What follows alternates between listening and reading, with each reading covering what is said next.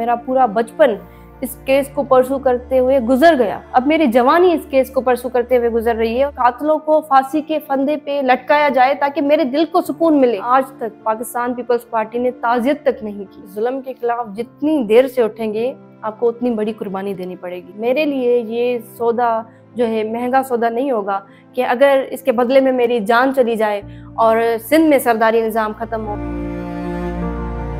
अस्सलाम वालेकुम नाज़रीन, ऐसे टाइम के साथ चौधरी हमाद आपकी खिदमत में हाजिर है और आज मैं आया हूँ सिंध के शहर मेहड़ में और हमारे साथ पाकिस्तान का फख्र, सिंध की बेटी, पाकिस्तान की बेटी उम्मे रुबाब चाड़ियों मौजूद हैं। जुल्म के खिलाफ डट खड़ी हुई हैं और गुज़िश्ता 7 सालों से इंसाफ के हसूल की तलाश के अंदर जगह जगह हम इनको देखते हैं। कभी हाई कोर्ट के बाहर चीफ जस्टिस की गाड़ी के सामने, कभी लाड़काना कोर्ट के अंदर, कभी इस्लामाबाद में तो कभी लाहौर में। मैडम बताइएगा कहाँ पे आपका इस टाइम केस खड़ा हुआ है और ये कहाँ से इसका आगाज हुआ? 17 जनवरी 2018 पे ये इंसिडेंट हुआ था जिसमें मेरे वालिद साहब, मेरे दादा और मेरे चचा को बेदर्दी से कत्ल किया गया। मेरे वालिद साहब ने सरदारी निज़ाम को चैलेंज किया जिसकी वजह से मुझे मेरे घर में मेरे 3 प्यारों के जनाजे में। केस की जहाँ तक बात है 7 सालों में मेरे केस का फैसला नहीं हो पाया। आपने देखा मैं नंगे पैर करके भी अदालतों के चक्कर काट चुकी हूँ सिर्फ इसलिए कि मुझे मेरे प्यारों के बेगुनाह खून के साथ इंसाफ चाहिए। केस मेरा आज तक ट्रायल कोर्ट में चल रहा है। अल्हम्दुलिल्लाह अब मैं ये कहूँगी कि इस साल में ही चलना स्टार्ट हुआ है। 7वां साल, यानी कि 6 साल लग गए आपको केस चलवाने में? जी ऐसे ही। तो अभी ये स्टार्ट हुआ है, फाइनल जो है डिसीजन नहीं आया अभी तक। गवाहियाँ हमारी तरफ से रिकॉर्ड हो चुकी हैं। तो आपके जो गवाह हैं जी, उनको कोई या आपको मुखालफों की तरफ से थ्रेट तो आए होंगे?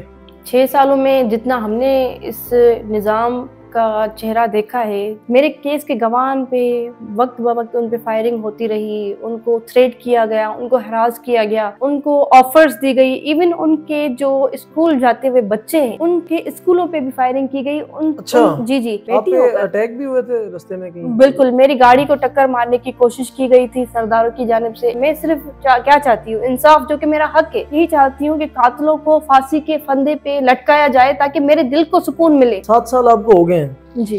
क्या लगता है मजीद कितने साल लगेंगे? जिस तरीके से केस चल रहा है तो मेरे ख्याल से कि पूरी उम्र लग जाएगी कि इंसाफ नहीं मिल पाएगा। मेरा पूरा बचपन इस केस को परसू करते हुए गुजर गया। अब मेरी जवानी इस केस को परसू करते हुए गुजर रही है और मैं समझती हूँ बेबसी का आलम इंतहा पर होता है कि जब आपकी जवानी आपकी आंखों के सामने गुजर रही हो और आप उसको अपनी मर्जी के मुताबिक ना जी पाए। पॉलिटिक्स का आगे इरादा है, आप इक़्तिदार में आके जो काम कर सकती हैं वो मेरा ख्याल है कि पॉलिटिक्स से बाहर रह के या इक़्तिदार से बाहर ना कर सकें।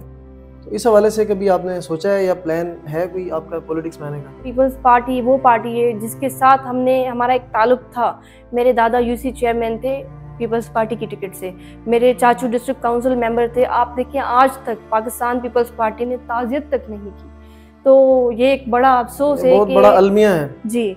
तो वो लोग अगर ताज़ियत भी कर लेते तो शायद मेरा दर्द जो है कुछ हद तक कम होता। पर देखिए कि आज उन्होंने उन्हीं सरदारों को जो है टिकट्स देकर फिर से जितवाया है।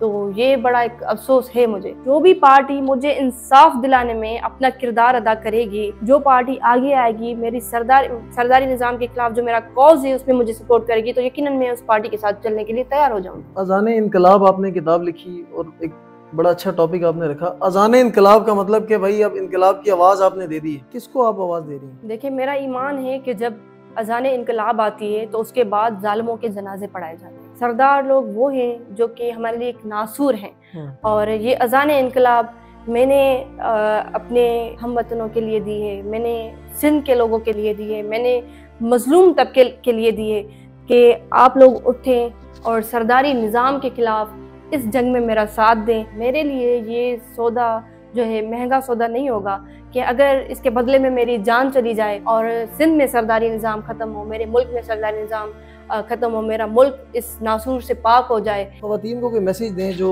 जुल्म का बर्दाश्त करके खामोश रहती हैं। इमाम हुसैन अलैहिस्सलाम का फरमान है कि जुल्म के खिलाफ जितनी देर से उठेंगे आपको उतनी बड़ी कुर्बानी देनी पड़ेगी। इमाम हुसैन अलैहिस्सलाम का ये भी फरमान है कि अगर मौत पे है तो उसका बेहतरीन इंतखाब शहादत है। एक दिन हमने मरना है तो क्यों ना हम किसी जालिम को एक्सपोज करके मरें, क्यों ना हम अपने हिस्से का किरदार अदा करके मरें ताकि आने वाली नस्लों के लिए जो है आसानियाँ पैदा हों।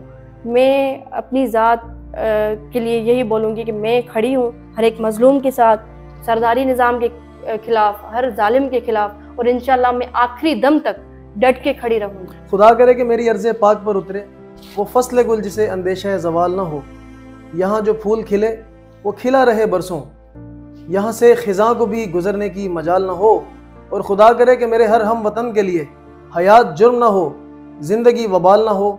आप देख रहे थे उम्मे रुबाब का इंटरव्यू, इनका हमने यहाँ पे मेहड़ में मौजूद हैं हम इस टाइम, हमने इनसे बात की, आप तक भी इनकी बात पहुँचाई। और इस टाइम जिस तरह इन्होंने कहा कि गिरती दीवार को एक धक्का और देने वाली सिचुएशन है और बिल्कुल एंड आ चुका है, इसके बाद जुल्म का इख्तिताम है और अमन का और खुशहाली का जो है वो स्टार्ट होगा। सहर होने को आई है, सितारे डूब जाएंगे, वो तूफ़ान उठने वाला है, किनारे डूब जाएंगे, मेरी मानो तो उठो मंझधार की मौजों से टकराएं, वगरना देखना साहिल पे सारे डूब जाएंगे। अपना ख्याल रखिएगा, इंशाल्लाह ऐसे टाइम को देखते रहिए, आपके साथ मज़ीद इस तरह के वीडियोज़ के साथ आते रहेंगे। आपका बहुत शुक्रिया।